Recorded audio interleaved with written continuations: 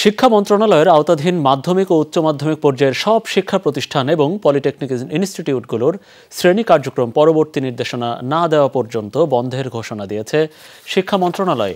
বন্ধ ঘোষণা করা হয়েছে জাতীয় বিশ্ববিদ্যালয়ের অধিভুক্ত কলেজসমূহ। এছাড়া স্থগিত করা হয়েছে বৃহস্পতিবার অনুষ্ঠেয় সব বোর্ডের এইচএসসি ও সমমানের পরীক্ষা। মঙ্গলবার শিক্ষা মন্ত্রণালয়ের সংবাদ বিজ্ঞপ্তিতে এই সিদ্ধান্ত জানানো হয়। বলা হয়, বিদ্যালয় ও কলেজগামী শিক্ষার্থীদের নিরাপত্তার বিষয়টি বিবেচনায় নিয়ে এই সিদ্ধান্ত নেওয়া হয়েছে। সরকারি চাকরিতে কোটা ব্যবস্থা সংস্কারের দাবিতে আন্দোলন ঘিরে আজ ও গতকাল দেশের বিভিন্ন এলাকায় সংঘর্ষের ঘটনা ঘটেছে। সংঘর্ষে আজ ঢাকা, চট্টগ্রাম ও রংপুরের সংঘর্ষে নিহত হয়েছেন 6 জন।